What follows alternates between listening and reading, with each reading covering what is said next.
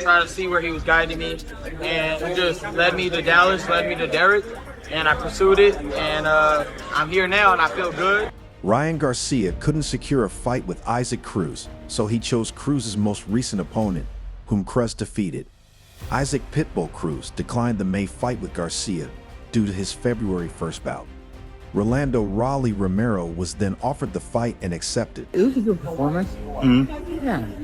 Yeah, he won. Yeah. He stopped Jordan. Yeah, it was a great performance. Rolando Rolly Romero was handed the May 2nd fight against Ryan Garcia after Isaac Pitbull Cruz declined due to his February 1st bout against Angel Fierro. This is Rolly's chance to upset the ring Rusty Garcia on Turkey Al-Shaq's card in Times Square, New York City. Fans had hoped for a Ryan versus Pitbull matchup, which promised to be far more exciting than Garcia's current opponent. Where he was guiding me, and it just led me to Dallas, led me to Derek, and I pursued it, and I'm here now, and I feel good. I feel, It's unclear if other fighters were considered for Ryan Garcia's May 2nd fight, but the 140-pound division is full of more talented options than Rolando Rolly Romero. Fans would have preferred to see Garcia face a stronger opponent. Romero isn't an ideal matchup for Ryan, especially since he was knocked out by Isaac Pitbull Cruz in the 8th round last year on March 30th.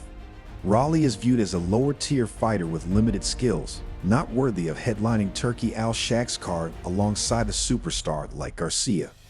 After his loss to Cruz, Romero rebounded with a 10-round unanimous decision victory over Manuel Jimenez on September 14th, featured on the undercard of Canelo Alvarez versus Edgar Berlanga. It's Ryan Garcia. And then the winner between that and me and Ryan gets Gervonta Davis. We're going to do this all on pay-per-view, on Showtime pay-per-view. We're going to do this shit, all right? Like I said, at the end of it, I got the belt. Rolly Romero didn't perform well in that fight either, but he was up against a harmless opponent. Using Rolly as Ryan Garcia's opponent for a pay-per-view headliner on DAZN is a poor choice. While it's clear this is a tune-up fight for Ryan, which is understandable, it's unfair to fans to have a fighter with a 2-2 record in his last 4 fights as the B-side for a PPV event. In reality, Rolly's record should be 1-3 in his last 4 fights, as his controversial win over Ismael Barroso on May 13, 2023, raised eyebrows. Referee Tony Weeks stopped the fight prematurely in the 9th round, sparking criticism. I want to tell everybody, just thanks for coming out, and honestly, Ryan Garcia had thrown 4 punches, all missing badly, when referee Tony Weeks unexpectedly waved off the fight. Ismael Barroso was unhurt, standing and visibly confused by the stoppage, leaving fans shocked and sparking months of criticism. At the time, Rolly Romero was trailing and on track to lose the fight. With so many contenders in the top 15 rankings at 140 and 147 pounds, there are far more deserving opponents for Ryan Garcia on May 2nd than Rolly Romero. You thought you would, so what went wrong during this fight? It's okay. It seems they were in a rush to find someone to fill the opponent's slot, and Rolly Romero fit the bill. Considering this is a pay-per-view event, a better choice for Ryan Garcia's headliner would have been Jose Ramirez, with Rolly serving as the co-feature opponent for Devin Haney. Even in that role, Romero feels out of place, but Haney, coming off a 3-knockdown loss, could use an easier matchup like Rolly to avoid another disastrous outing. Ryan Garcia posted yesterday if he was kind of questioning your decision of choosing to fight Cruz when he said you could have made more with him. Tell me a little bit about. If the goal is to ensure Ryan Garcia remains undefeated ahead of his October rematch with Devin Haney, then Rolly Romero is the perfect choice. He poses little threat and will likely get knocked out within 6 rounds. According to Dan Rafael, the card featuring Garcia versus Romero, Devin Haney versus Jose Ramirez, and Martin Bacol versus Ife Jagba is set for Friday, May 2nd in Times Square, New York City. While hosting a major event on a Friday is unusual, fans won't mind given the quality of the lineup. Talks of a potential Garcia versus Romero fight began after Ryan delivered a stunning knockout of Oscar Duarte at a 143-pound catchweight in Houston, Texas. I'm with Al Heyman.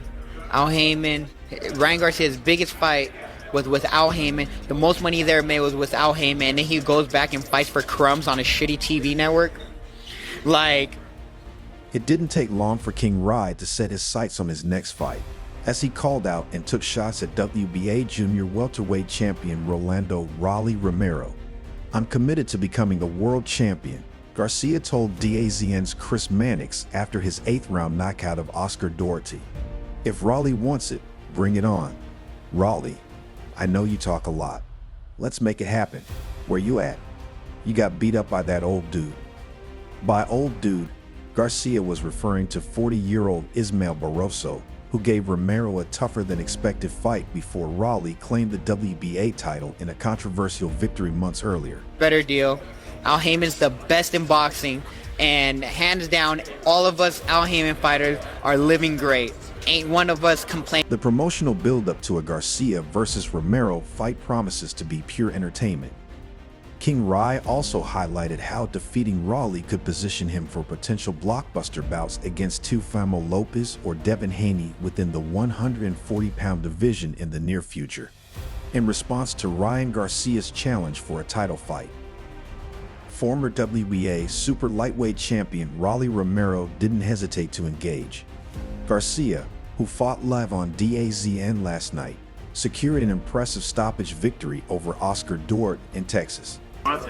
Oh, him, I ain't gonna lie, he punches way harder. Like, when I mean way harder, I mean like every punch felt like... For 25-year-old Ryan Garcia, his victory marked a significant comeback following his first career defeat to Gervonta "Tank" Davis earlier this year. After the fight, Garcia called out Rolly Romero, setting the stage for a potential matchup that promises plenty of excitement both in and out of the ring.